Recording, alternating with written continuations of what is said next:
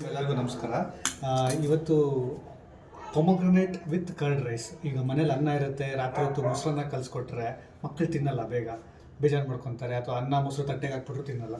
So ಅದಕ್ಕೆ ಏನು ಮಾಡ್ಬೋದು, ಮನೇಲಿ ಪೊಮೊಗ್ರನೇಟ್ ಇದ್ದರೆ ಒಳ್ಳೆ ಮೊಸರನ್ನ ಕಲಿಸ್ಬೋದು.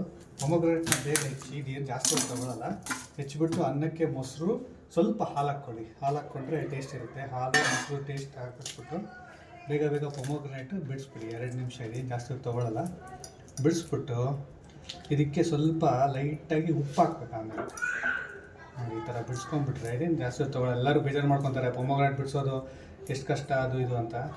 ಏನಿಲ್ಲ, 2 ನಿಮಿಷದಲ್ಲಿ ನೀವು ಬಿಡಿಸ್ಬಿಡ್ಬೋದು. ಇದು ಮೊಸರನ್ನಕ್ಕೆ ತುಂಬ ಟೇಸ್ಟ್ ಇರುತ್ತೆ. ಪೊಮೊಗ್ರನೇಟು ಮತ್ತು ಪೊಮೊಗ್ರನೇಟಲ್ಲಿ ನ್ಯೂಟ್ರಿಷನಲ್ ಫ್ಯಾಕ್ಟ್ಸ್ ಏನಂದರೆ ಪೊಟ್ಯಾಷಿಯಮ್ ಮತ್ತು ಮೆಗ್ನೀಷಿಯಮ್ ಇರುತ್ತೆ, ಆಮೇಲೆ ಆ್ಯಂಟಿ ಆಕ್ಸಿಡೆಂಟ್ಸು ಇರುತ್ತೆ ಇದರಲ್ಲಿ. ಸೊ ಇದರಿಂದ ನಿಮ್ಮ ಏಜಿಂಗ್ ಪ್ರೋಸೆಸ್ನ ಅದು ಕಂಟ್ರೋಲ್ ಮಾಡುತ್ತೆ. ಅಂದರೆ ಆ್ಯಂಟಿ ಆಕ್ಸಿಡೆಂಟ್ಸ್ ಯೂಸು ನೀವು ಬೇಕಾದ್ರೆ ಗೂಗಲಲ್ಲಿ ನೋಡಿ. ಪೊಮೊಗ್ರನೇಟ್ ತುಂಬ helpful, anti accidents rich in anti accidents ಇದು. ಸೊ ಇದನ್ನು ಎಷ್ಟೊಂದು ಸರ್ತಿ ಪೊಮೊಗ್ರನೇಟ್ಸ್ ಬರುತ್ತೆ, ಬಿಡಿಸಲ್ಲ, ಮನೇಲಿ ಹಂಗೆ ಇಟ್ಟು ಚೆಲ್ಬಿಡ್ತೀವಿ, ಅಥವಾ ಅದನ್ನು ಬಿಸಾಕ್ಬಿಡ್ತೀವಿ, ಯೂಸ್ ಮಾಡ್ತೀರಾ. ಸೊ ಈ ಥರ ಮೊಸರನ್ನಕ್ಕೆ ಕಲಿಸ್ಬಿಟ್ರೆ ಮಾತ್ರ ಮನೇಲಿ ಎಲ್ಲರೂ, ಮಕ್ಕಳು ಎಲ್ಲರೂ ಬೇಗ ತಿನ್ಕೊಂಡ್ಬಿಡ್ತಾರೆ. ಸೊ ಈ ಥರ ಬಿಡಿಸ್ಕೊಂಬಿಟ್ಟು ಆಮೇಲೆ ಇದನ್ನು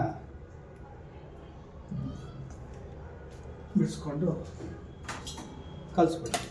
ಸ್ವಲ್ಪ ಉಪ್ಪು ಹಾಕ್ಬಿಡಿ ಟೇಸ್ಟಿಗೆ, ಕಲಿಸ್ಬಿಟ್ಟು ಸರ್ವ್ ಮಾಡಿಬಿಟ್ರೆ ಎಲ್ಲರೂ ಆರಾಮಾಗಿ ಮನೆಯವರೆಲ್ಲ ತಿಂದುಬಿಡ್ತಾರೆ. ಬೇಗ ಆಗುತ್ತೆ. Thank you. ಜೈ ಶ್ರೀರಾಮ್.